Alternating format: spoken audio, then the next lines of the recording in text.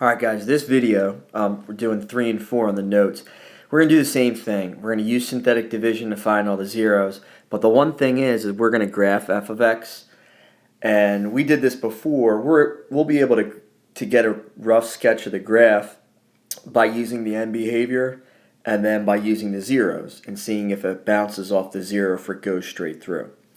Alright, first one, you see we have a degree of 3. And it gives us that x equals 5 is a 0. So that's good. We can just use synthetic division with 5. And I only have to use synthetic division once, because since it's a degree of 3, I can get it down to a degree of 2, a quadratic. So let's go right to synthetic division. Put 5 top left corner. Then we'll put 1x cubed, negative 5x squared, 2x, and negative 10. Okay, draw the line. And I know right here I should get the remainder to be 0. Because they're telling that x equals 5 is a 0. So I bring down the 1. 5 times this 1 is 5. Negative 5 plus 5 is 0. 0 times anything is 0. 2 plus 0 is 2. And 2 times this 5 gives us 10, and it works out. Negative 10 plus 10 is 0. Now this right here, this is our quadratic. So this is x squared. Again, there's no x's because it's 0, and then it's plus 2. And I think we just did this one on the other video. Well, actually, it was minus. But this, just set that equal to 0 to find the other two zeros. This is going to give us imaginary zeros, right? Because we're going to have x squared equal negative 2. Then we're going to take the square root of a negative, which is going to give us imaginary zeros. So the last two zeros are x equals plus or minus. We'll take out the negative and put I root 2. So what that means is when we graph, this graph of f of x is only going to hit the x-axis once. And it's only going to hit it here at x equals 5. Remember, I can't graph I root 2 on the coordinate plane. So to get this rough sketch, let's put the 0. Let's just say this is 5 right here. Right? I have to have that point. And then I use end behavior. So then, if my degree is 3, and it's a positive x cubed, it's going to look like a normal S-curve. To the left it goes down, to the right it goes up. So it's just going to look like this. It's just going to go up left to right. And again, it's just a rough sketch. It probably looks something like this. All right, there's the rough sketch right there. Okay, let's move down to number 4. Now number 4, our degree is 4. So I have to do synthetic division twice. But again, they give me some information I can use. They said x squared minus 9 is a factor. And I know that this difference of 2 squares, that factors to x plus 3, x minus 3. So really, indirectly, they're telling us that 3 and negative 3 are zeros of this function.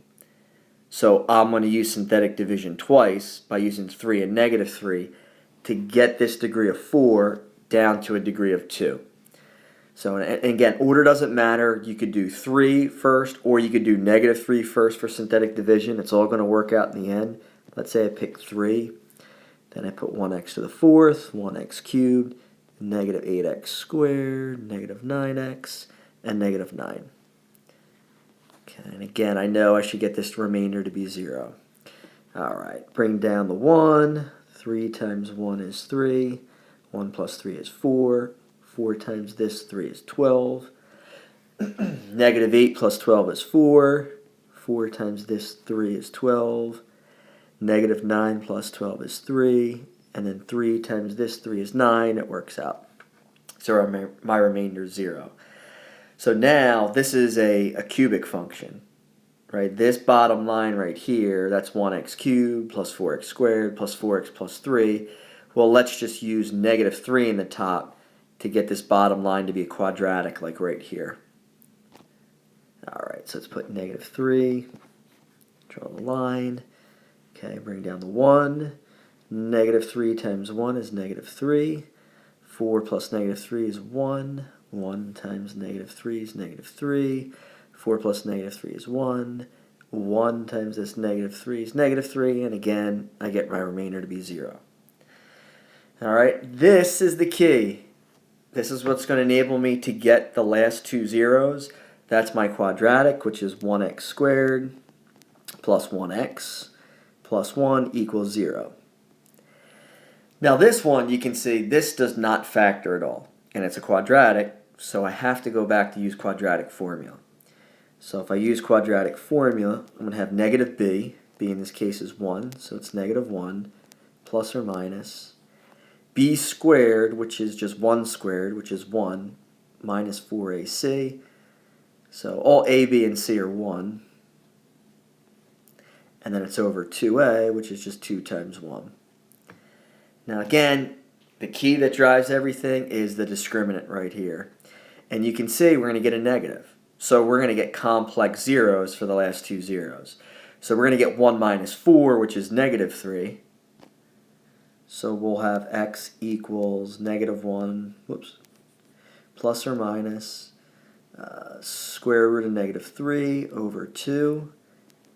Let's pull out that negative. Let's get rid of that negative and pull out an I. So the last two zeros are negative 1 plus or minus I root 3 over 2. All right, so the zeros that we found are, there's two real zeros, this, 3 and negative 3, which I can graph. The last two zeros are complex, which is this. I can't graph that. So this graph, when I make the rough sketch, it's only going to hit the x-axis twice at 3 and negative 3. And then if we look, our degree is 4, and it's positive x to the 4th. So the end behaviors are both going to go up to the left and to the right. So let's do a little bit of space. Let's draw the rough sketch. Okay, so if I draw this, let's say this is negative 3, this is 3. All right, these are zeros. And it's not going to bounce off the negative 3 and 3 because the factors x minus 3 and x plus 3. None of those factors were squared. Now the end behaviors, they both go up, so it's just going to look something like this, the parabola. Right? That's a rough sketch right there.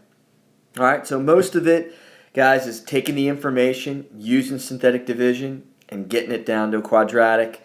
And then once you find the zeros, and you know the end behavior, pretty easy to get the rough sketch of the graph.